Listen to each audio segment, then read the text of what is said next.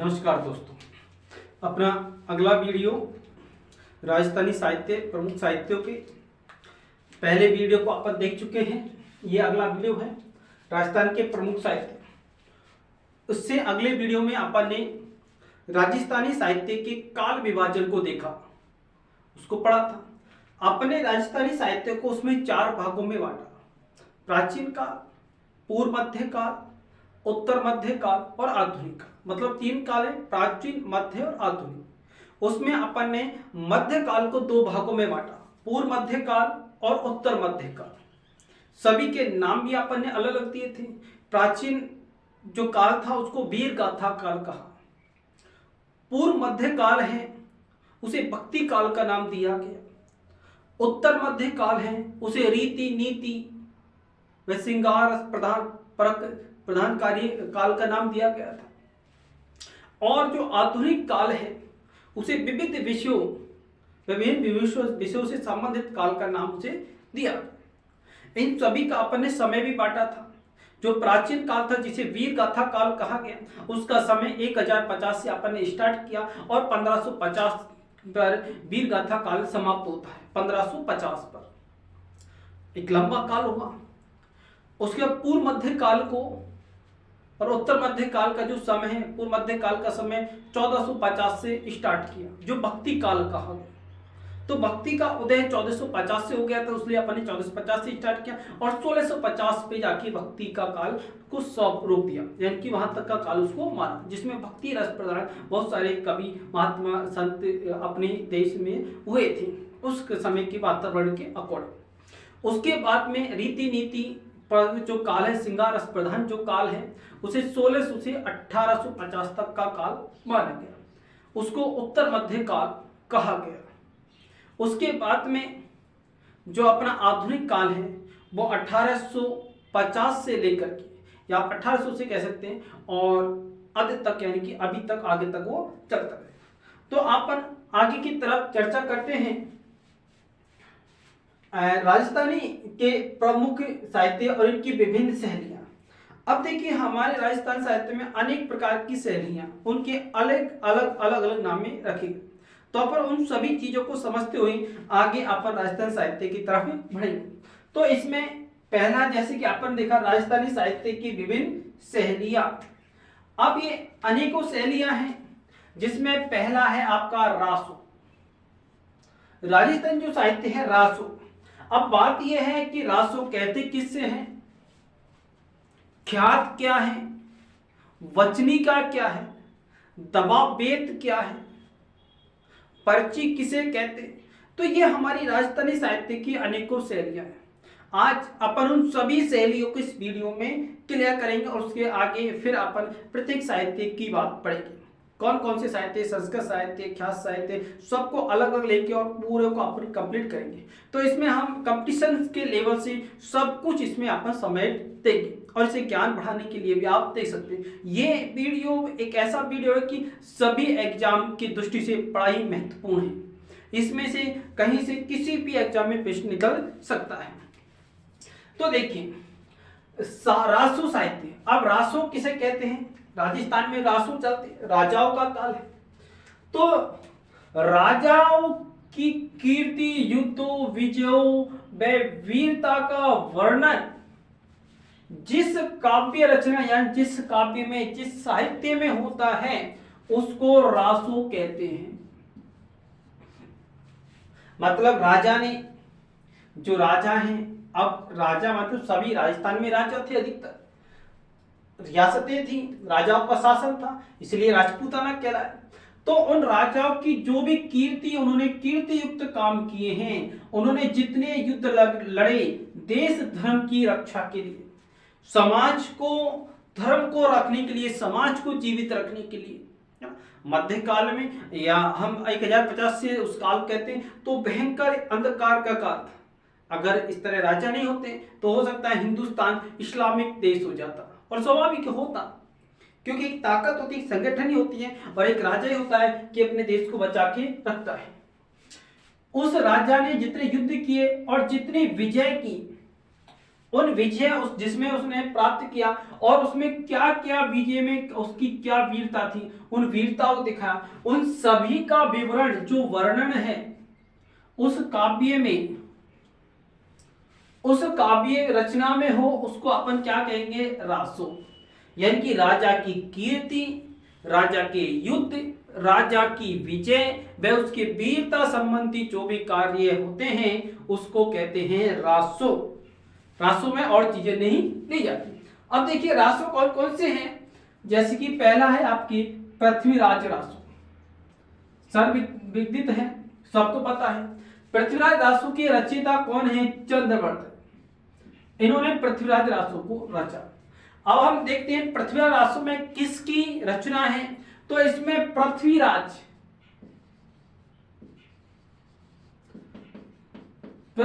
चौहान। अब अजमेर के शासक थे पृथ्वीराज चौहान, उनकी वीर गाथा, उनकी युद्धों का वर्णन हमें इसमें मिलता है। उनकी कीर्ति, उन्होंने कितने विजय प्राप्त किए आदि, उनकी वीरता का सभी वर्णन हमें पृथ्वीराज रासो में मिलता है। चाहे वो महुआ राज्य से उनका युद्ध हो, आला उदल से युद्ध हो, कन्नौज से संयोगिता के अपहरण से संबंधित वहां से युद्ध हो, मुगलों से जो उस समय तुर्क मुसलमान थे, मोहम्मद गोरी, उससे उन्होंने युद्ध किया, वो सारी जानकारी हमें पृथ्वीराज रासो में मिलती है। गुजरात के चंदेलों से उन्होंने युद्ध किया, तो उनकी कीर्ति युक्त जो भी युद्ध थे, विजय थी, वीरता थी, वो सब हमें पृथ्वीराज रासो में मिलते हैं। तो हमारे दिमाग में फिक्स हो गया कि रासो किसे कहते हैं, जिस साहित्य ग्रंथ में उस राजा की कीर्ति, युद्ध, विजय, वीरता संबंधी जिनका वखान होता है उसे ही हम रासो कहते हैं। उदाहरण के तौर पर पृथ्वीराज रासो, जिसके लेखक चंद्रवर्ताई थे, जो पृथ्वीराज के मंत्री व उनके अभिन्न मित्र थे। तो इसमें हमें पृथ्वीराज के संबंधित वर्णन मिलता है, उनकी कीर्ति, विजय, युद्ध का साहित्य जो वर्ण मिलता है उसे हम रासो कहते हैं। अब रासो कौन कौन से हैं, उन कुछ रासो के नाम लिखेंगे अपन और आगे फिर रासो के साहित्य में भी अपन उसको पढ़ेंगे। खुमान रासो, खुमान रासो की रचना दलपत विजय ने की। खुमान रासो की रचना दलपत विजय ने की। विशल देव रासो नरपति नाले ने की। सगत रासो गिरधर आसिया ने की। कायम खा रासो कवि जान कवि ने की। तो कायम तो मेरी जान है, याद किसने, कायम तो मेरी जान है, तो कायम खा रासो। इस तरह हम देखते हैं ये सभी क्या हो गए, हमारे रासो साहित्य हो गए। अगले साहित्य की बात करते हैं तो अपने पास आते हैं ख्यात साहित्य। ख्यात क्या होती है, वो ही रासो की तरह होती हैं, लेकिन इसमें जो साहित्य अपना लिखा होता है वो विस्तार पूर्वक लिखा होता है, विवरण अनुसार इतिहास को विस्तार के साथ लिखा जाता है, उसे कहते हैं ख्यात, है ना। रासो में चीजों को काट के बस जो महत्वपूर्ण चीज होती है उन्हें ही जोड़ दे। जैसे एग्जाम में क्या पढ़ाना, महत्वपूर्ण चीज पढ़ानी, बाकी के हमें क्या होना है, हटा देना है, फालतू की रामायण नहीं लिखनी। तो इसी प्रकार इसमें भी क्या होता है, जैसे कि रासो में महत्वपूर्ण चीज होती है लेकिन ख्यात में सब कुछ उसमें समाहित होता है। अब देखिए ये भी राजाओं से संबंधित है, तो इसमें भी राजा की जो सफलता है, अपन दूसरी भाषा में विजय, सफलता, उसका जो सम्मान है, वे विशेष जो कार्य, दान पुण्य के आदि जितने भी कार्य हैं और जो समाज से संबंधित कार्य हैं, जितने भी क्षेत्र में उसने सफलता सम्मान पाई है, विशेष कार्य के हैं, उनका विस्तार पूर्वक लिखित इतिहास ग्रंथ ख्यात कहलाता है। उन सभी का विस्तार पूर्वक पूरा वर्णन लिखा होता है। जिसकी राजाओं ने कहा कि फला व्यक्ति को जमीन दान में दी, किसी के लिए रहने के लिए उन्होंने गांव बसाया, उस गांव में सभी जाति के लोगों को बसाया, कहीं दूर क्षेत्र है तो उसने बीच में गांव बसा दिया। तो उन्होंने इतने जो अच्छे कहीं उन्होंने तालाबों का निर्माण करवाया, तो इस तरह जहां से मिट्टियां उठवाई, कोई किले महल बनवाए या सार्वजनिक तौर पर कुछ कार्य किए, तो व्यापारियों को उन्होंने सहायता दी व्यापारी की रक्षा का भार। तो इस तरह के सभी जो काम होते हैं उन सफलताओं का वर्णन हमें ख्यातों में मिलता है। तो हम सिंपल है, राजाओं की सफलता, सम्मान और विशेष कार्यों का विस्तार पूर्वक लिखित जो इतिहास ग्रंथ है वही ग्रंथ ख्यात कहलाती है। अब ख्यात कौन कौन सी है? मुंडियारी ख्यात, दयालदासरी ख्यात, मुणोत्रयंसी ख्यात, मुंडियारी ख्यात, मुंडियार गांव की कवि ने लिखी, मुनोत ख्यात नैन्सी ने लिखी, दयालदासरी ख्यात दयालदास ने। आगे देखते हैं अपन वचनिका। वचनिका जो है वचन जो अपन मुख से बोलते हैं, तो वचनिका संस्कृत का एक शब्द है, वचन शब्द से बना है वचनिका। तो सिंपल सी वचन शब्द संस्कृत का है ना। जैसे कि तलाक शब्द किसका है? तलाक संस्कृत का नहीं है, तलाक अरबी फारसी शब्द, विदेशी शब्द है ना। तो अरबी फारसी शब्दों में आता है तलाक। वचन शब्द संस्कृत का शब्द है, वचन लेना। अब वचनिका संस्कृत के वचन शब्द से वचनिका बना है। वचनिका एक ऐसी तुकांत गद पद रचना है जिसमें अत्यानुप्रास मिला होता है, अलंकारों से सुसज्जित होता है, अत्यानुप्रास अलंकार होता है इसमें। यद्यपि इसमें अपवाद भी होते हैं। अधिकतर जो वचनिका होती है वो गद पद में और एक क्रमबद्ध अनुसार होती है, तुक बैठाते हुए होती है। अधिकतर इसमें अत्यानुप्रास अलंकार इसके अंदर पाया जाता है, लेकिन ऐसा नहीं कि सब में, कहीं इसमें अपवाद भी पाया जाता है। अब वचनिका की बात करते हैं। अचलदास खींचीरी वचनिका, अचलदास खींचीरी वचनिका, इसके लेखक हैं शिवदास गार्डन। अगला है राठौर महेश दासरी वचनिका, लेखक हैं खिड़िया जग्गा, खिड़िया जग्गा। तो राठौर महेश दासोत्री वचनिका के जो लिखने वाले हैं वचनिका को खिड़िया जग्गा है, जबकि अचलदास खींचीरी वचनिका के लिखने वाले शिवदास गार्डन है। तो इस तरह अपन अब आगे बढ़ते हैं।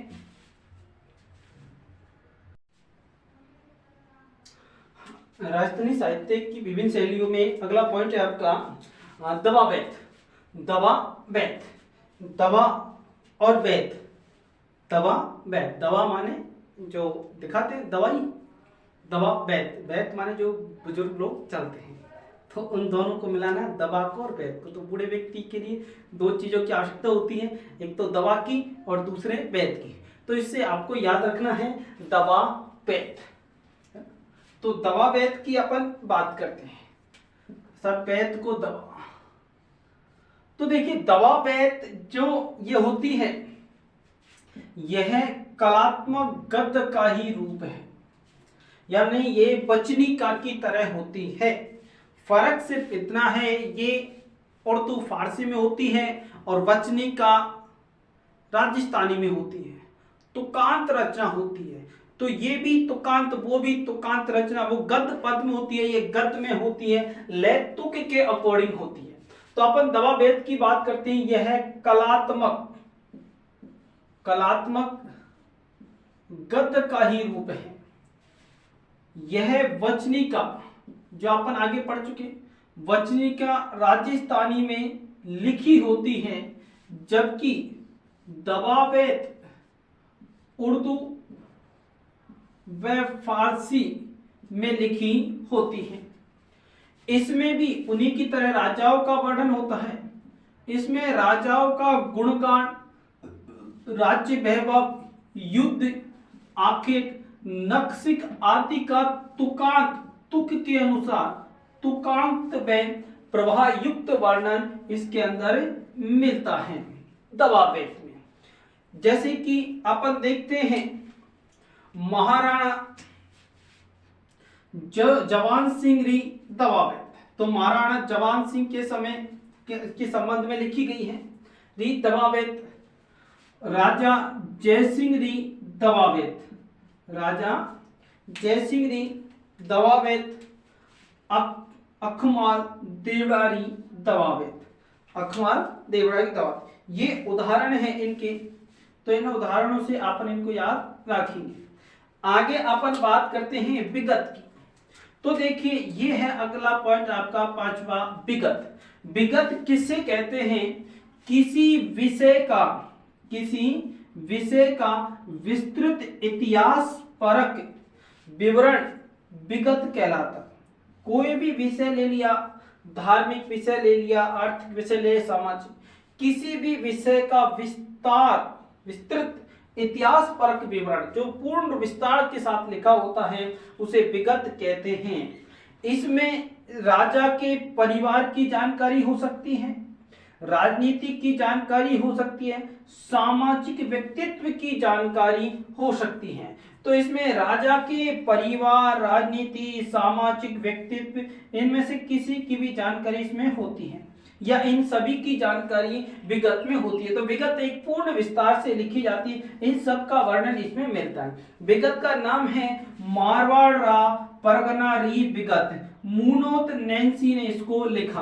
तो इसमें मारवाड़ के परगने जो हैं उस क्षेत्र की पूरी, इसमें वहां के राजा की, वहां के परगने, उनके जागीरदारों के और जगह होते हैं सामंत, उनकी जानकारी, सामाजिक व्यक्तित्व सबकी जानकारी हमें इसमें मिलती है। अगला पॉइंट है आपका बेली।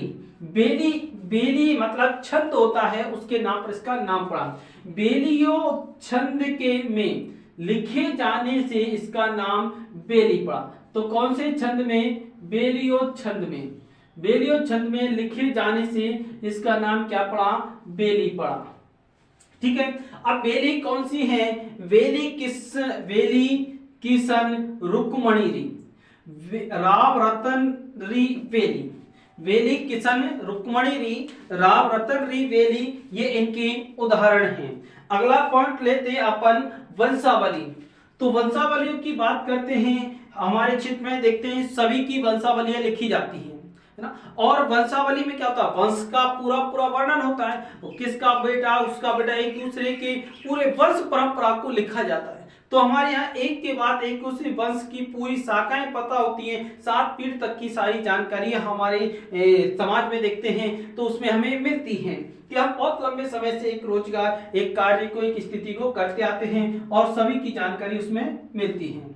वंशावली, तो वंशावली की बात करते हैं तो इसमें देखिए, इसमें आश्रित कवियों के द्वारा, जो राजा के दरबार में आश्रित कवि होते हैं उनके द्वारा राजवंशों की वंशावलियों का विस्तार पूर्वक वर्णन लिखा जाता है। विस्तार से उनका वर्णन लिखा जाता है, उन्हें वंशावली कहते हैं। आगे की बात करते हैं 8वीं बात। तो बात हम कहानी के रूप में कहते हैं और बात कहने वाला पहले बूढ़े बड़े कहते थे, कहानियां सुनाते थे और हम उसका हुक्कारा भरते थे, हाँ ये बात है, वो हाँ हाँ, तो उसको कहते हैं बात, जिसको लिखी किसी कहानी के रूप में ही होती है। तो कहानी की तरह कहने व सुनने की एक विधा है, एक कला है। कहानी की तरह कहने सुनने की एक कला है, वो कहानी के अनुसार सुनाता जाता है और आप सुनते जाते हैं, हुक्कारा भरते हैं, जिससे सुनने में और सुनाने वाले में दोनों में आकर्षण उत्पन्न होता है, रोचकता उत्पन्न होती है। इसमें कहानी सुनाने वाला कहानी कहता है और सुनने वाला हुक्कारा भरता है, हुक्कारा भरता रहता है। जैसे बाबूजी री बात। अब बाबूजी की बात कोई कह रहा है, बाबूजी के जीवन संबंध की बातें बता रहा है और सुनने वाला हुक्कारा भरता है, तो उसमें स्थिति और अच्छी होती है। इसमें राव अमर सिंह जी री बात, राव अमर सिंह जी की बात कहते हैं तो उनके बारे में सुनने में, या कानड़ देव री बात, कानड़ देव जो जालौर के शासक थे उनकी, अमर सिंह जी री बात व कानड़ देव री बात, ये कहानियां हमें इसमें प्राप्त होती हैं। इससे आगे की अपन चर्चा करते हैं। हाँ जी, राजस्थानी साहित्य के प्रमुख में राजस्थानी साहित्य की विभिन्न शैलियों में अपना नवा पॉइंट है पर्ची। अब देखो अपन देखते हैं पर्ची किससे कहते हैं। पर्ची राजस्थानी साहित्य में, जो राजस्थानी साहित्य में संतों द्वारा, जो संत होते हैं, संतों द्वारा रचित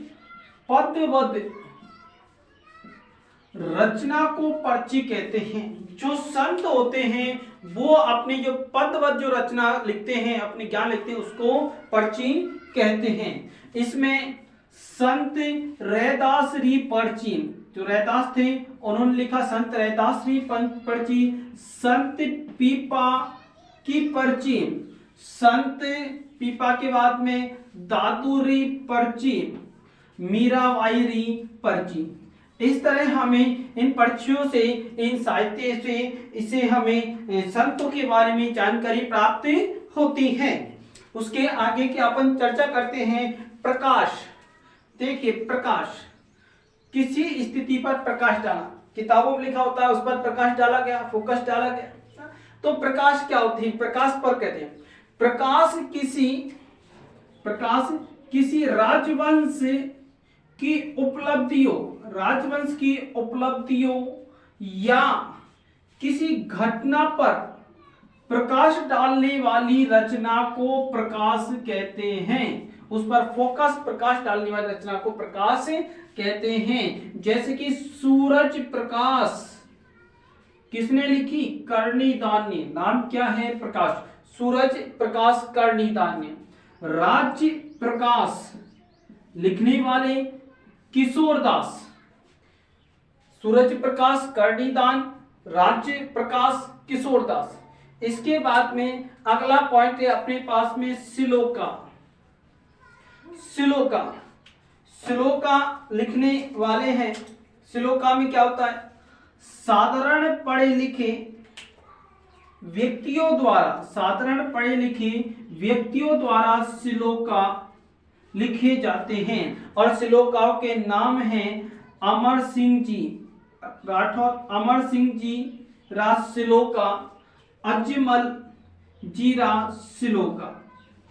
अजमल जीरा श्लोका, जिनसे के बारे में हमें जानकारी मिलती है। अगला 12वां है रूपक। रूपक की बात करते हैं तो अपने राजस्थानी साहित्यों में आते हैं, उन्हें रूपक बोला जाता है। रूपक किसमें होते हैं? देखिए, रूपक किसी व्यक्ति विशेष, कोई व्यक्ति हो सकता है, किसी व्यक्ति विशेष या वंश की उपलब्धियों के स्वरूप को दर्शाने वाली कृति को रूपक कहते हैं।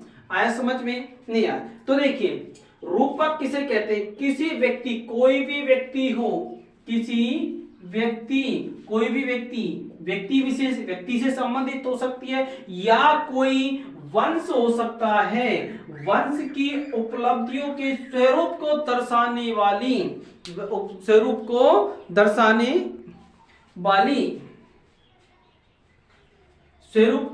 दर्शाने वाली जो कृति होती है उसको रूपक कहते हैं। चाहे वंश की उपलब्धियां दर्शाएं या किसी व्यक्ति की उपलब्धि दर्शाएं, उसे रूपक कहते हैं। और रूपक प्रसिद्ध है राज रूपक व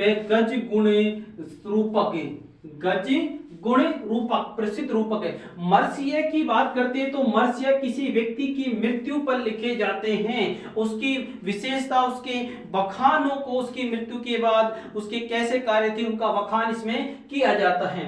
मर्ष्य में किसी व्यक्ति विशेष की मृत्यु के बाद उसके शोक व्यक्त करने के लिए मर्ष्य लिखे जाते हैं। जैसे कि रानी गजपतरा मर्सिया, मेवाड़ के महाराणाओं से संबंध में लिखे गए रानी गजपतरा मर्सिया। साखी की बात करते हैं, साखी जो राजस्थानी साहित्य में आती है। साखी संत कवियों के अनुभव, जिन्होंने क्या अनुभव किया, उस अनुभव किए ज्ञान को संत कवियों ने जो अनुभव किया, किन्होंने? संत कवियों ने जो अनुभव किया कि ज्ञान को साखियों में वर्णित किए जाते हैं, वर्णित उसमें लिखे होते हैं, उन्हें साख्य कहते हैं। इनमें सोरठा छंद का प्रयोग किया जाता है। कबीर की साखियां बड़ी प्रसिद्ध हैं। उसके बाद अगला पॉइंट है अपने पास में झमाल की बात करते हैं। झमाल यह राजस्थानी साहित्य का मातृक छंद है। राजस्थानी साहित्य का ये है मातृक छंद है। इसमें पहले पूरा दोहा, प्रथम में पूरा दोहा, उसके बाद 5वें चरण में दोहे के अंतिम चरण को दोहराया जाता है। और झमाल में राव इंद्र सिंह री झमाल प्रसिद्ध है। झूलने की बात करते हैं। झूलना जो है ये झूलने से है ना, झूलना भी झमाल के समान होता है। झूलना भी झमाल के समान मात्रिक छंद है। जो झूलना है दोनों ही मात्रिक छंद है, मतलब समान से हैं। इसमें 24 अक्षरों के वर्णित छंद के अंत में ये गण होता है। ये गण होता है। इसमें राज गज सिंह रा झूलना, इसमें जो छंद जो मिलता है अपने को झूलना, वो राजा गज सिंह रा झूलना, अमर सिंह राठौर रा झूलना हमें प्राप्त होते हैं।